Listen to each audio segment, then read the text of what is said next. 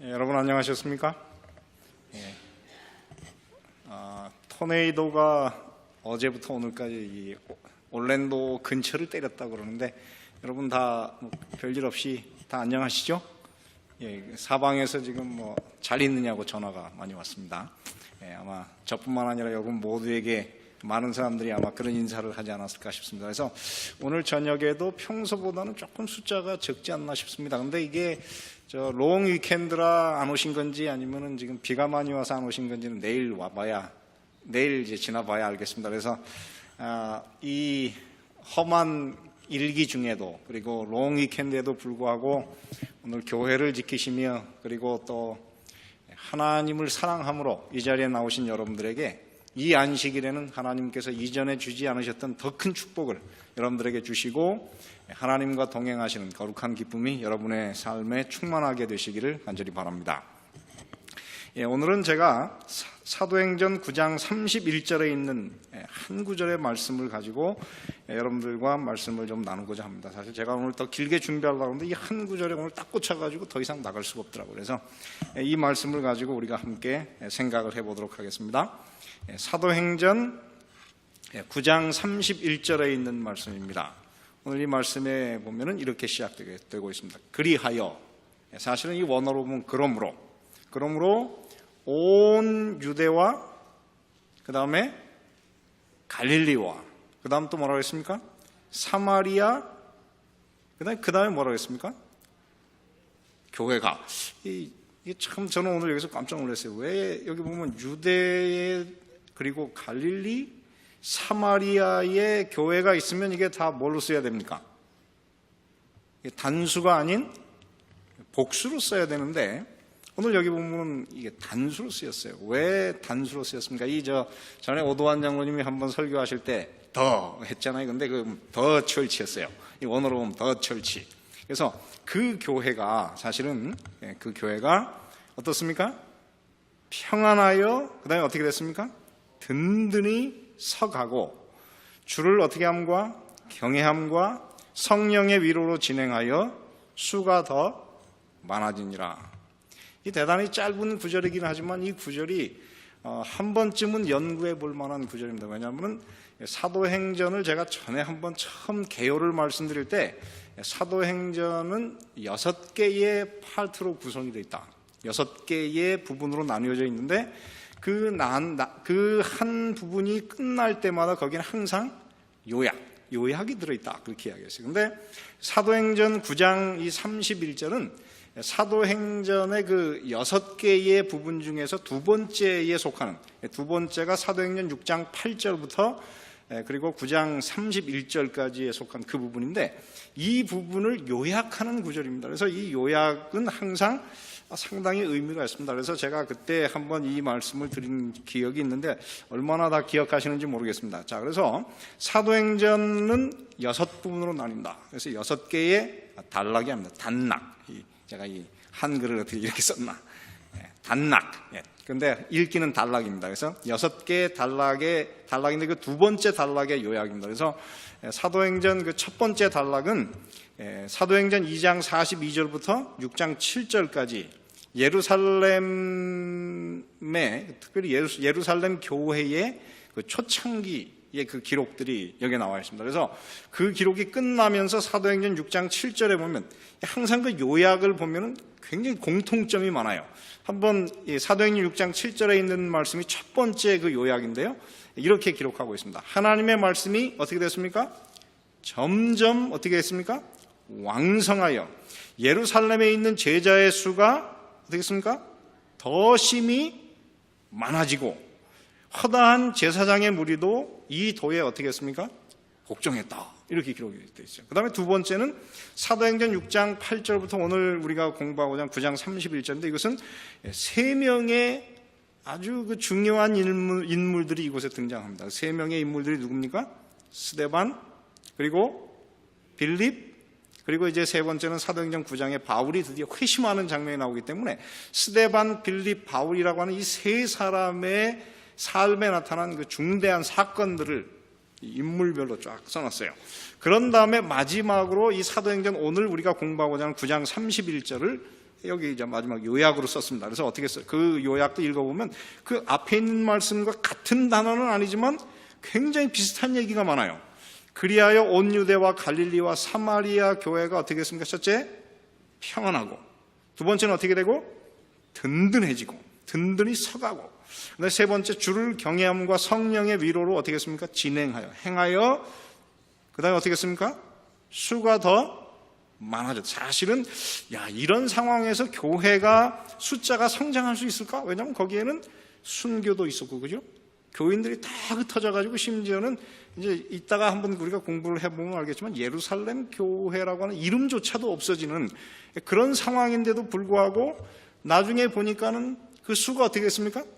점점 더 많아지고 성장하는 그런 모습으로 여기 요약이 되어 있어요. 그래서 이런 교회라고 그러면 그 생명력이 얼마나 대단할까? 저는 오늘 이 글을 읽으면서 우리도 하루만이라도 그런 교회에 좀 들어가서 살아봤으면 하는 그런 생각이 들었습니다.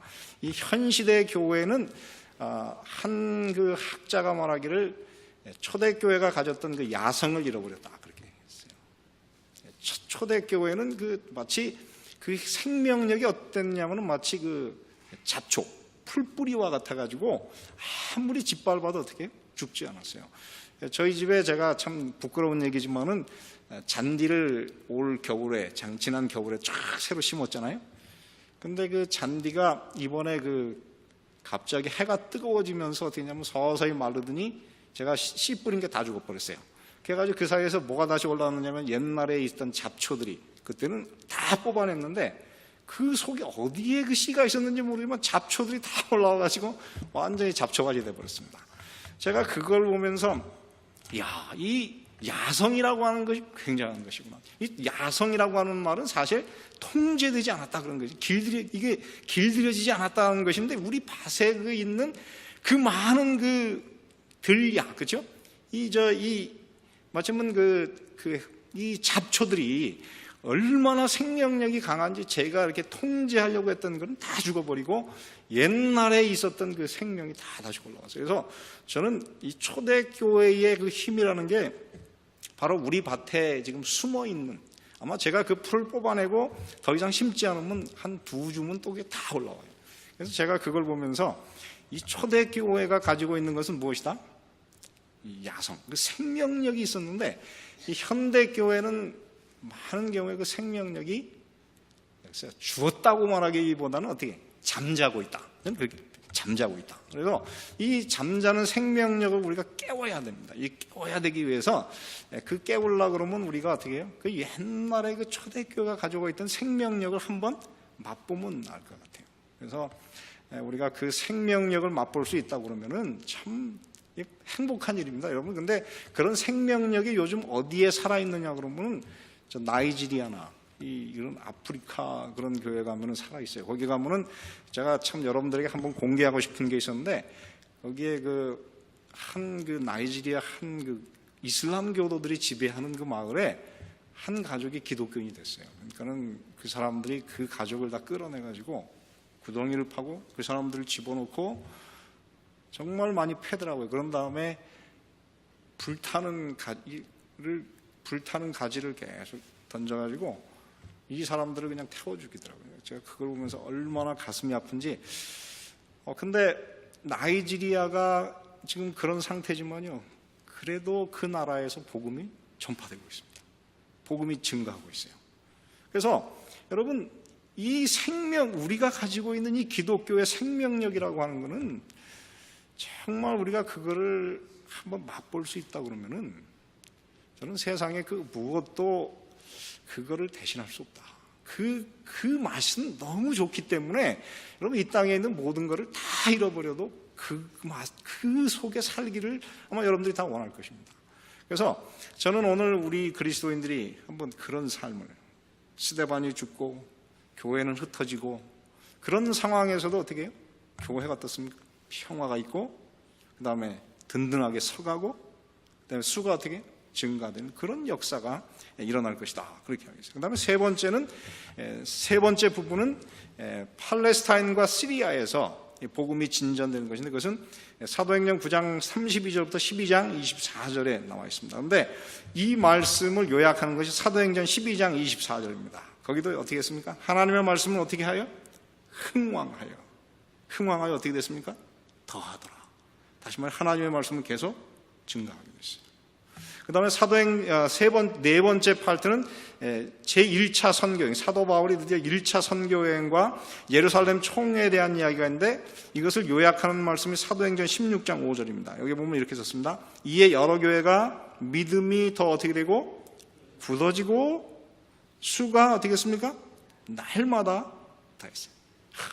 날마다 그 수가 더해지면 어떤 일이 벌어질까요? 여러분, 우리 교회가 날마다 수가 더해지면은 1년에 최소한 365명은 늘어날 거 아닙니까? 그러면, 참, 교회를 우리가 새로 짓든지, 분가를 하든지, 대책을 세워야 되는데, 이런 일이 일어날 수 있습니다. 그 다음에, 5번째는 사도 바울의 2차와 3차 선교여행이 기록이 되어 있습니다. 그것이 사도행전 16장 6절부터 19장 20절인데, 이 말씀을 요약하는 말씀도 사도행전 19장 20절입니다. 이와 같이 주의 말씀이 뭐가 있습니까? 힘이 있어. 그 다음에 어떻게 되고?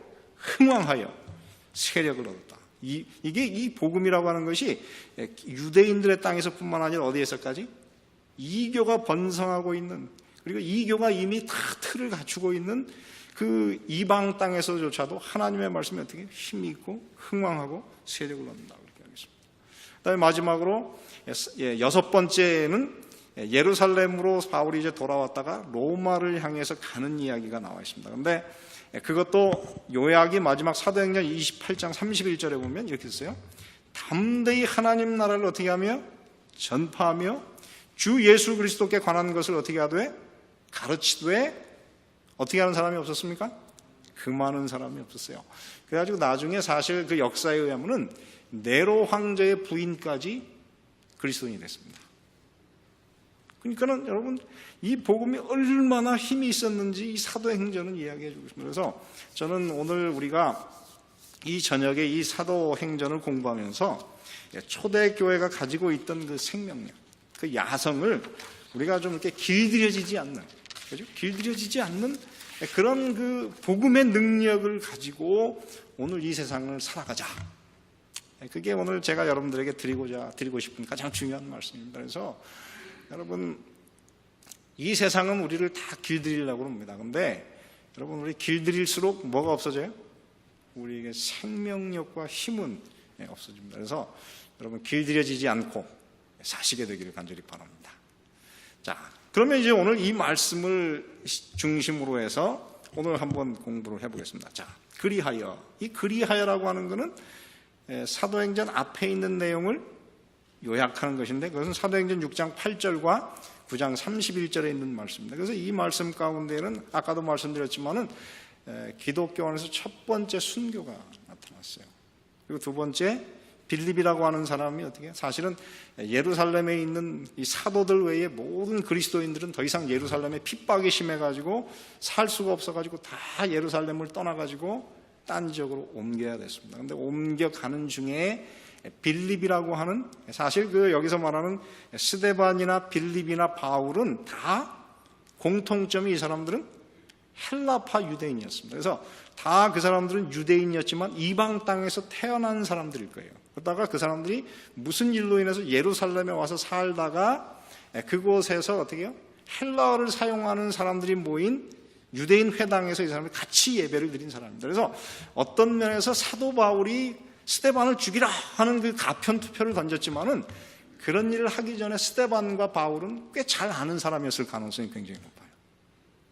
그리고 또 특별히 이 빌립도 스데반과 그 다음에 바울을 꽤 알았을 가능성이 있어요. 그래서 이들은 서로 꽤 가까운, 글쎄요, 가깝다고 할 수는 없지만 한 회당을 같이 다니는 사람들이었습니다.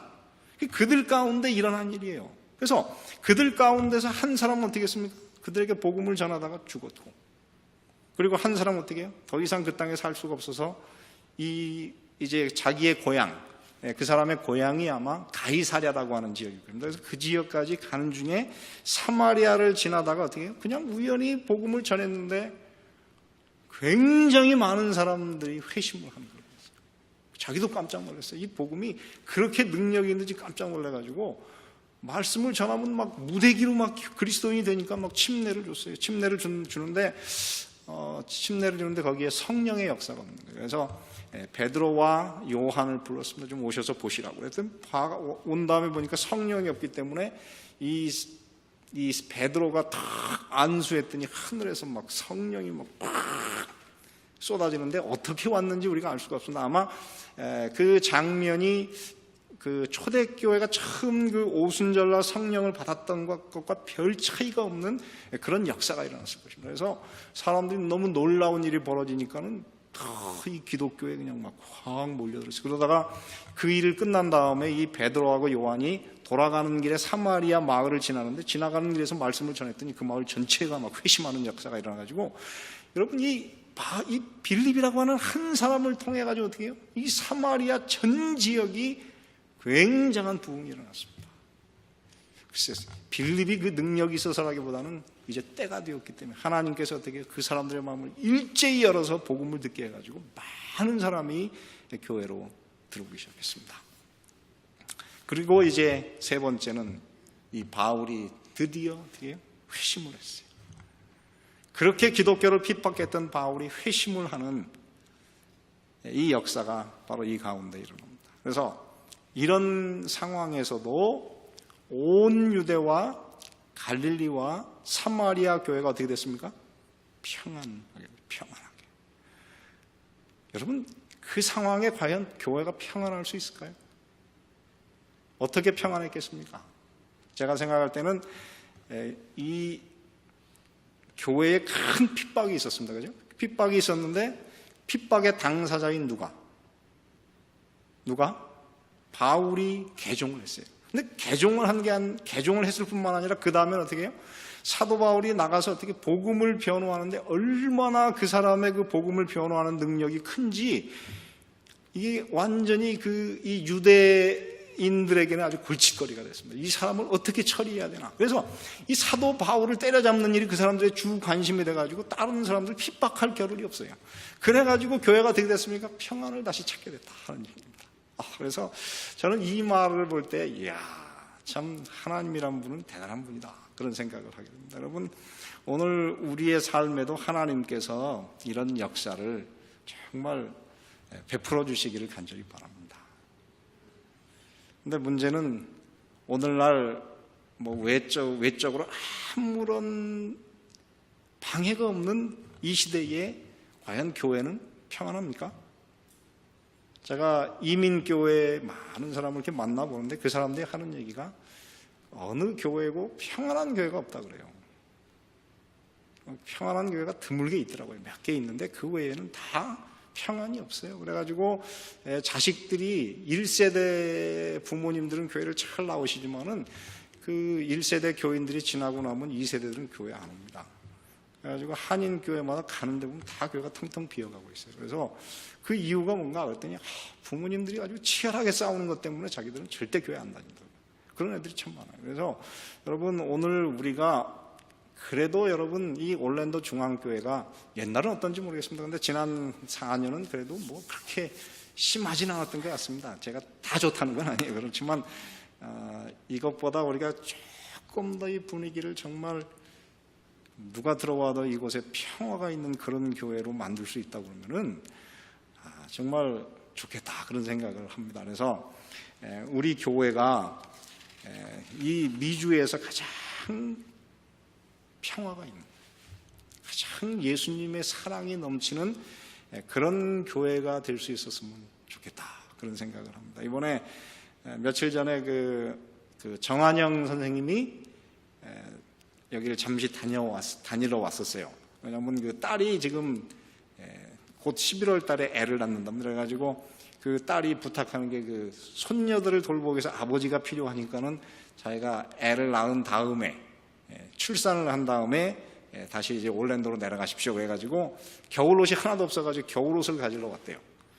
근데 그분이 하는 말씀이 거기 갔는데 그래도 올랜도 교회가 그립다 그렇게 말씀하십니다. 그래서 여러분, 우리 교회가 여기를 여러분 혹시 떠날 때 아휴 정말 다시는 쳐다보고 싶지 않다.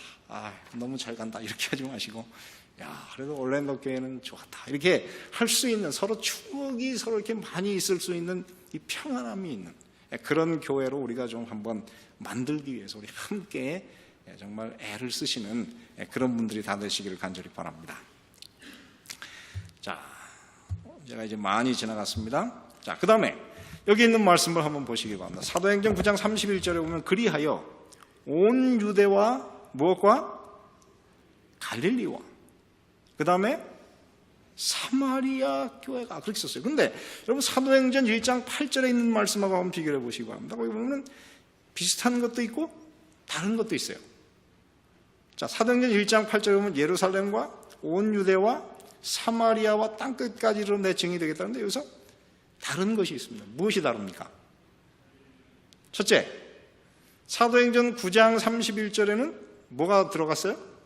갈릴리. 갈릴리에 교회가 있었습니다. 그죠? 그럼 갈릴리 교회라고 했으니까.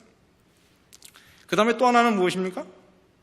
사도행전 1장 8절에 있던 예루살렘이라고 하는 단어가 없어졌어요. 예루살렘 교회, 그런데 예루살렘이 없습니다. 그 이유가 뭐일까요? 제가 오늘 이것을 한참 생각을 해보게 됐습니다. 그 이유가 뭐냐면 스데반의 죽음과 더불어 큰 핍박이 일어나가지고 예루살렘에서 교회를 다니던 사람들이 다 예루살렘을 떠나가지고 어떻게 유대나 다른 지역으로 다 흩어지게 됐어요. 그래서 한동안 예루살렘에는 무엇이 없었습니까? 교회가 없었던 시대가 있어요.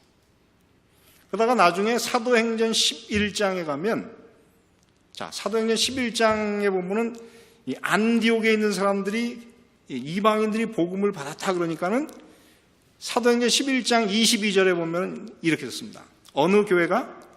예루살렘 교회가 이 사람들의 소문을 듣고 바나바를 안디옥까지 보냈다는 얘기가 나와요. 그러니까 이 사도행전 11장이 올 때까지는 한동안 예루살렘에 교회가 없었던 시대가 있었어요.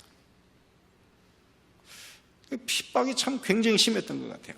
자, 그 다음에 여기 보시기 바랍니다. 갈릴리에도 교회가 그럼 어떻게 생겼을까요? 분명히 예수님의 그 사도들은 어디에 복음을 전했습니까? 예루살렘과 유대 지역에서 복음을 전했어요. 그죠? 그렇기 때문에 갈릴리에는 거기에 그리스도인들이 사실은 어떻게 제자들의 이 전도를 통해서는 생기지 않았던 것 같아요. 그러면 갈릴리의 교회가 언제부터 생겼을까요? 제가 생각해 보니까 아마 우리 장로님이 말씀하신 대로 예수님께서 복음을 전할 때 그 중심 지역이 어디였습니까? 갈릴리 지역이었기 때문에 많은 사람들이 예수님의 제자가 됐어요. 성령이 임하셨을 때 그 사람들이 담대히 예수님을 믿기 시작해가지고 갈릴리에 교회가 생겼습니다. 그래서 이 교회는 어떤 교회였습니까? 진짜 교회였어요. 그래가지고 여러분 보시기 바랍니다. 온 유대와, 그죠? 한번 생각해보세요. 온 유대와 갈릴리와 사마리아 교회 그랬으니까는 여러분 이 표현이 사실 맞지 않아요. 원어로 본다, 이게 사실 제대로 쓴다 그러면 유대에도 교회가 있고 갈릴리에도 교회가 있고 사마리아에도 교회가 있어야 되니까 이게 어떻게 돼야 됩니까?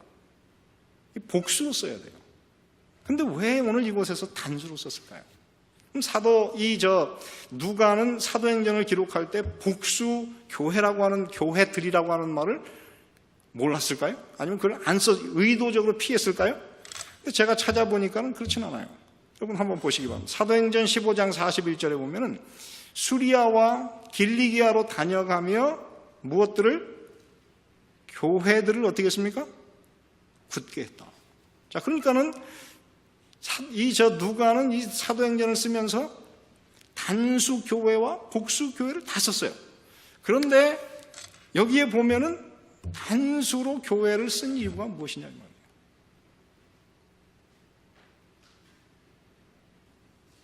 그 이유가 뭘까요?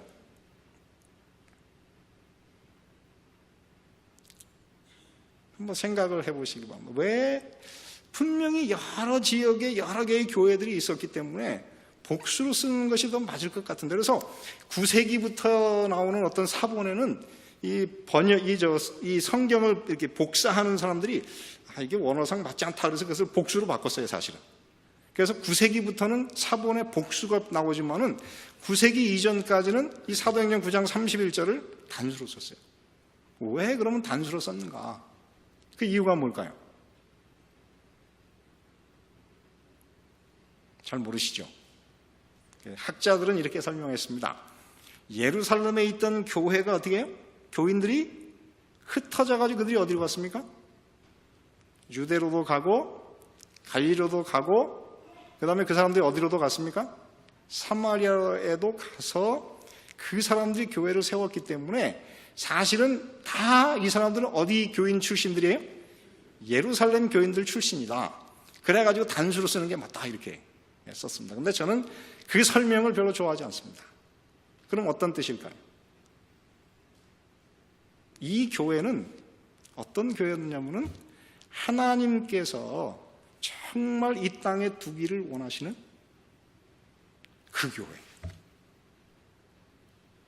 하나님께 참으로 충성하고 복음의 순수성을 가지고 있고 정말 그리스도인이라고 말할 수 있는 사람들이 있었던 그 교회. 세상에 하나밖에 없는 그 교회가 바로 이 교회다. 이 설명은 어떻습니까? 저는 이 설명이 훨씬 좋아요. 그렇습니다. 그래서 학자들은 그렇게 얘기해요. 세상에는 비지블 철치와 인비지블 철치가 있다. 세상에 많은 보이는 교회들이 있지만은 그 교회들 가운데에서 진짜 예수님을 충성하며 따라가는 진짜 그리스도인들이 모인 그 보이지 않는 교회. 그 교회는 뭐냐면 The Invisible Church가 있었어요. 단수로 썼습니다. 그래서 오늘 이 시대를 살아가는 우리 모든 그리스도인들은 이 땅에서 바로 보이지 않는 예수님이 우리의 인도자가 되시는 그 교회에 살아있는 교인이 되시기를 간절히 바랍니다. 여러분은 그 교회에 속하셨습니까? 저는 제 자신도 그 교회에 속하기를 바랍니다. 그래서 정말 예수님께서 보실 때 너는 내 백성이다라고 이야기할 수 있는 보이지 않지만 하나님의 성령의 인이 쳐져 있고 하나님께서 세상의 각 교회로부터 구원받을 사람들을 이렇게 모을 때에 부름을 받을 수 있는 하나님께서 보시는 그 진실한 교인, 그 교회에 여러분 모두가 다 속하는 그런 교인들이 다 되시기를 간절히 바랍니다. 그 교회의 모범이 바로 사도행전 9장 31절 이 교회예요. 그리하여 온 유대와 갈릴리와 사마리아 교회가, 여러분 그 교회가 되시려고 하면은 이 교회가 어떤 교회인지 우리가 아셔야 돼요. 이 교회는 어떻게 해요? 그 안에 평안이 있었습니다. 그리고 두 번째, 이 교회는 무엇이 있었습니까? 두 번째 뭐라고 했어요? 든든하게 서갔다. 이 든든하게 섰다고 하는 말이 여러분 무엇입니까? 제가 사실 오늘 이 구절 하나를 공부하느라고 하루 종일 보냈어요.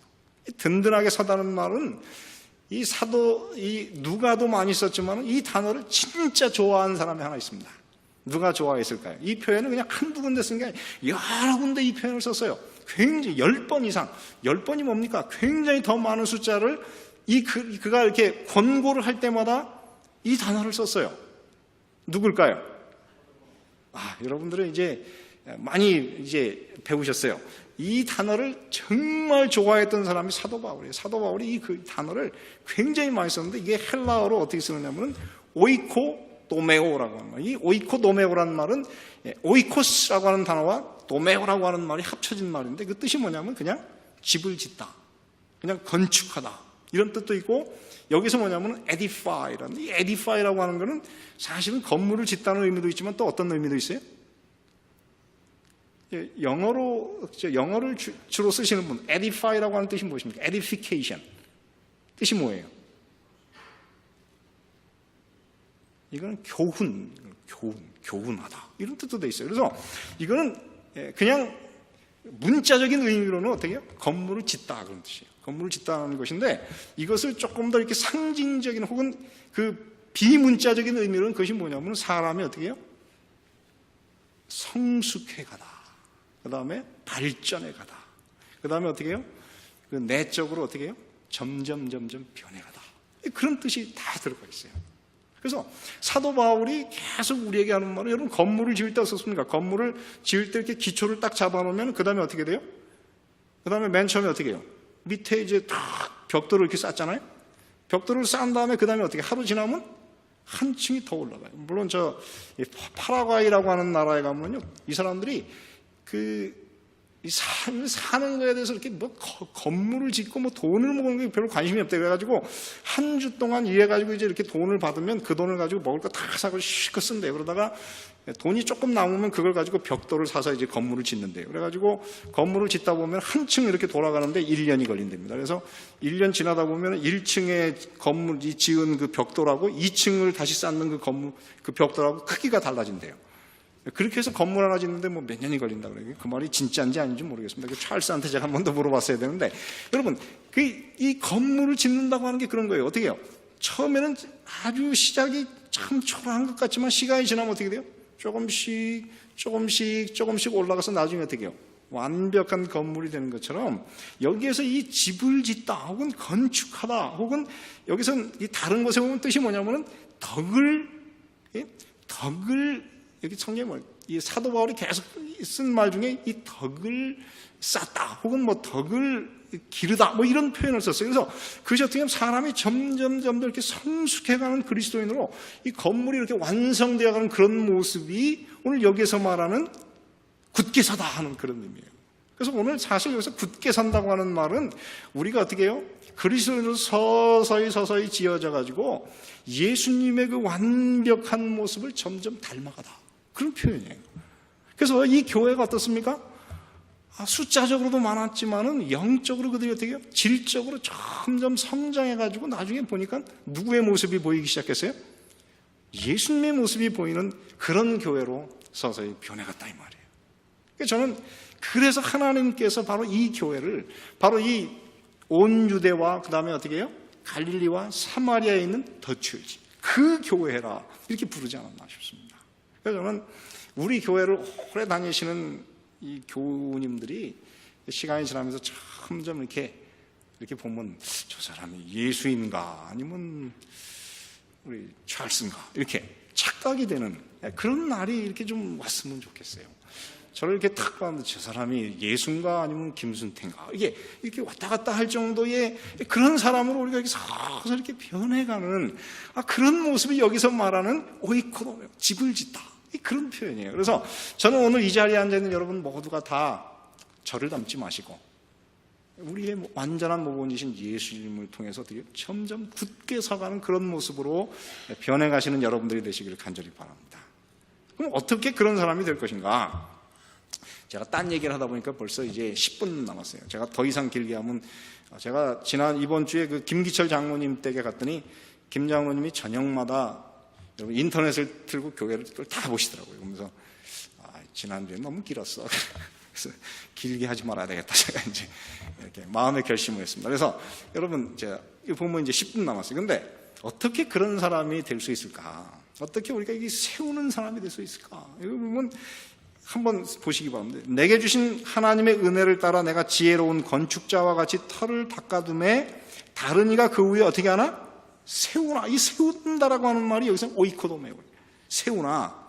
그 다음에 한번 들어보세요. 그러나 각각 뭐라고 했어요? 어떻게 그 위에 세우기를 뭐라고 했어요?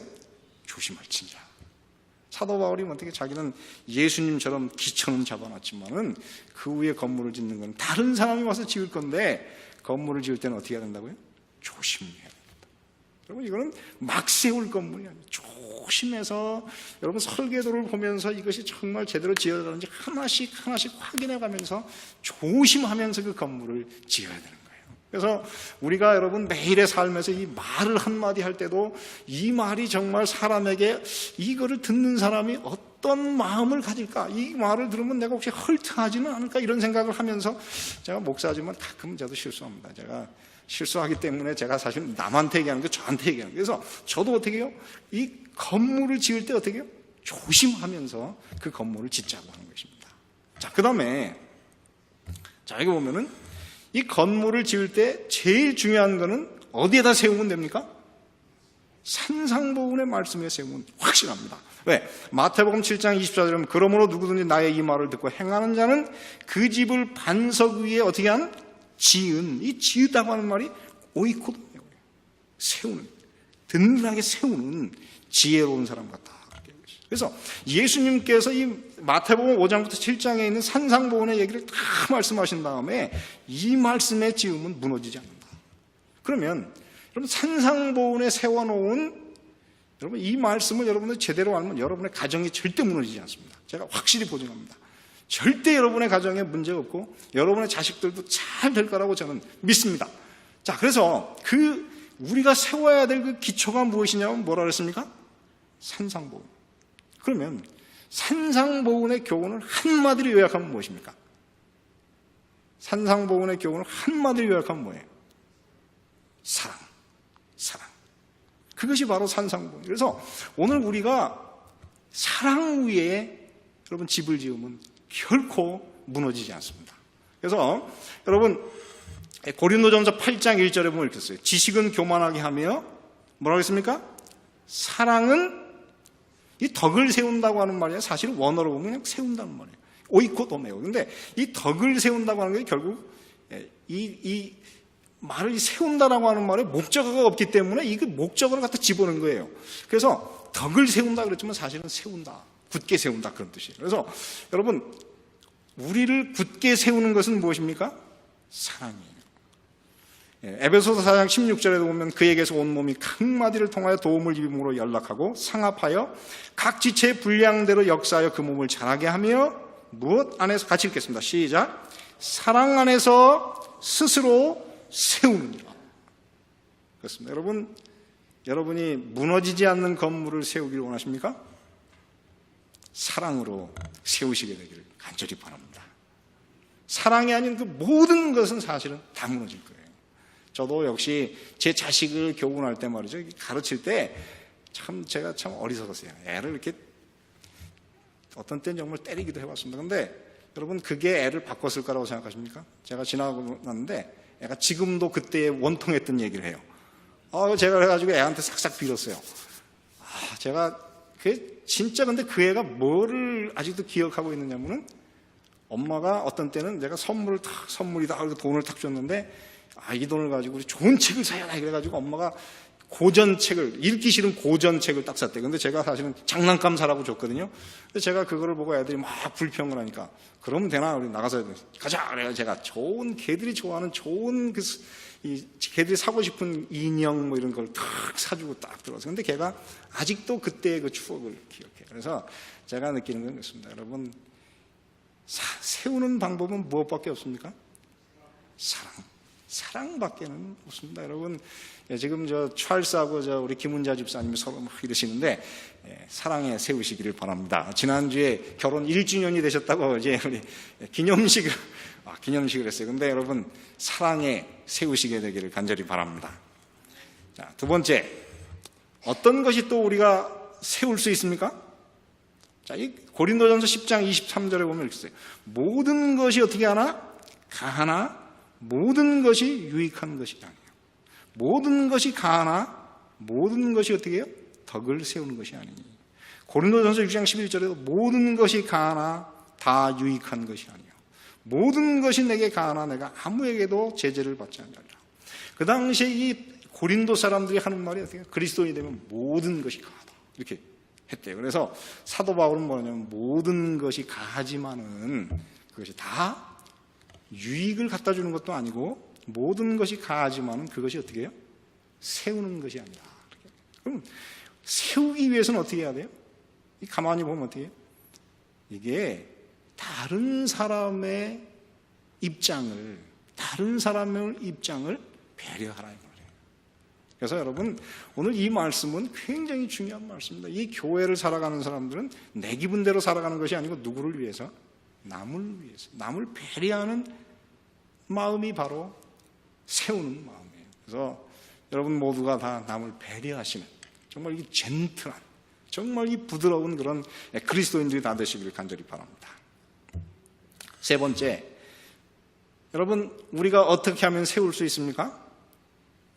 우리가 이 성령 충만한 것 외에는 결코 세울 수가 없습니다. 여러분, 제 힘으로 정말 저는 그랬을 때 자식 교육을 지금 해보면 다시 해야겠다 생각합니다. 근데 제가 참 잘못했는데 하나님께서 이 아이들을 정말 올바른 길로 인도하시더라고요. 그래서 제가 보는 거는 하나님, 성령 외에는 아무것도 할 수가 없다.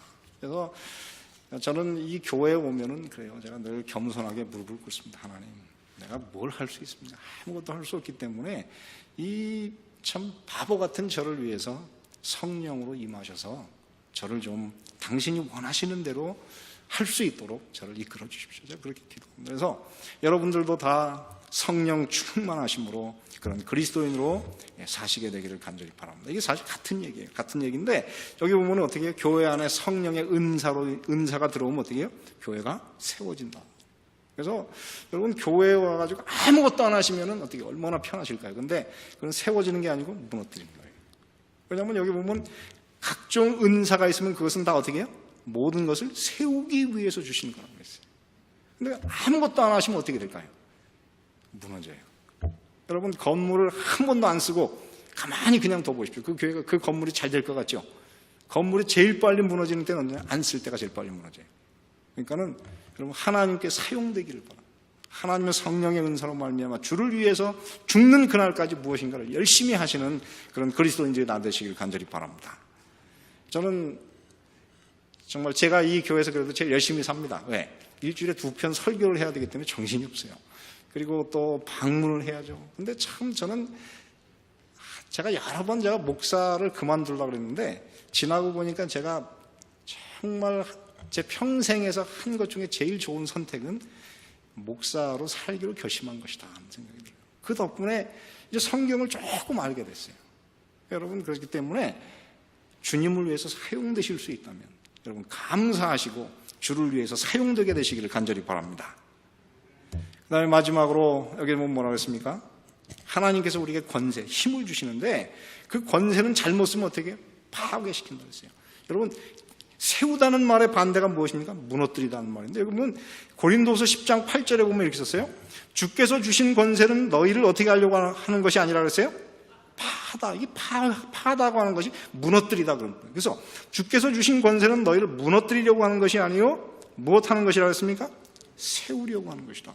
그래서 사도 바울은 하나님께서 자기의 사도적인 권세와 힘을 주셨는데 그거를 결코 무너뜨리는 데 쓰지 않고 어떻게 세우기 위해서 썼어요.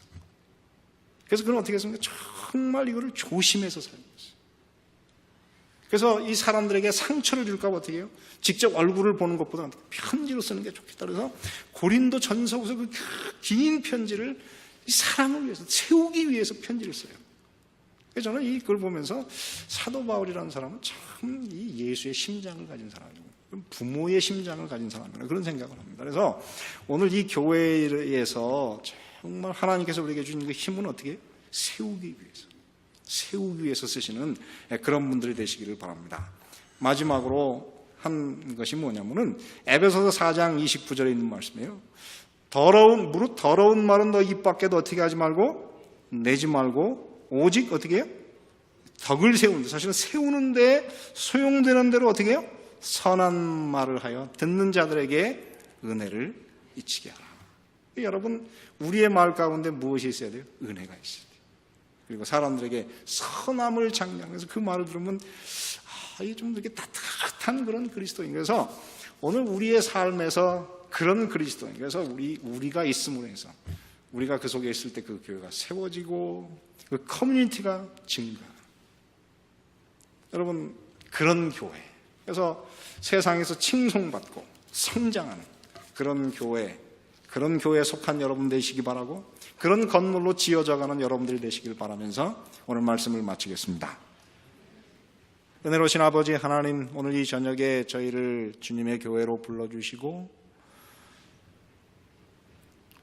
온 유대와 갈릴리와 사마리아에 있는 교회가 평안하고 든든히 서가고 그 숫자가 증가하는 그 비결을 우리가 함께 공부할 수 있도록 은혜를 주시니 고맙습니다. 주여 당신의 교회의 모든 성도들을 지켜주셔서 주님의 평안이 우리 마음속과 우리의 생각에 머물게 해주셔서 저희들이 이 교회에서 평안을 실천할 수 있는 사람이 되게 하여 주시옵소서. 또한 사도 바울이 그렇게 여러 번 우리에게 권고하였던 것처럼 오늘 우리가 이 땅에서 무너뜨리는 자가 아니요 세우는 자, 덕을 세워 그리스도의 원만한 형상을 닮아가는 그런 그리스도인으로 살아갈 수 있도록 은혜를 베풀어 주시옵소서. 아버지, 우리 모든 성도들 한 사람 한 사람의 삶을 인도하여 주셔서 당신의 자녀들이 예수님을 닮아가는 거룩한 변화가 일어나게 해주시고 또한 우리가 힘을 합쳐 연합하여 주님 안에 머물게 하심으로 이 참으로 유기체요 살아있는 주님의 이 교회 올랜도 중앙교회가 주님의 은혜 가운데 덕을 세우며 성장하고 자라가는 교회가 될 수 있도록 은혜를 베풀어 주셔서 주님께서 이 땅에서 있는 유일한 교회, 그 교회가 우리 살아있는 올랜도 중앙교회가 될 수 있도록 축복하여 주시옵소서. 많은 영혼들이 이 교회를 통하여 예수님을 만나게 해주시고 주님 오시는 그날의 구원에 그 자리에 이룰 수 있도록 은혜를 베풀어 주시옵소서. 오늘 이 저녁에 근심이 있는 당신의 자녀들, 마음이 아픈 당신의 자녀들, 주님께서 그들의 마음속에 임하여 주셔서 그들의 근심은 주님께서 위로하여 주시고 그 연약한 당신의 자녀들은 강하게 해주시고 이 안식일 주님과 동행함으로 저희들 주님과 동행하는 거룩한 기쁨이 우리 마음속에 충만할 수 있도록 은혜를 베풀어 주시옵소서. 주여, 기도하옵나니 이제 이 태풍이 무사히 저희 이 지역을 참으로 회피하여 지나갈 수 있도록 은혜를 베풀어 주시고 그래서 농사를 짓는 당신의 자녀들 아무도 피해를 당치 않을 수 있도록 은혜를 베풀어 주시고 당신의 돌보시는 은혜를 이 안식일에도 체험할 수 있도록 은혜를 베풀어 주시옵소서. 돌아가는 당신의 자녀들의 발걸음을 집에까지 안전하게 지키시고 인도해 주시기를 예수님의 이름으로 기도드리옵나이다.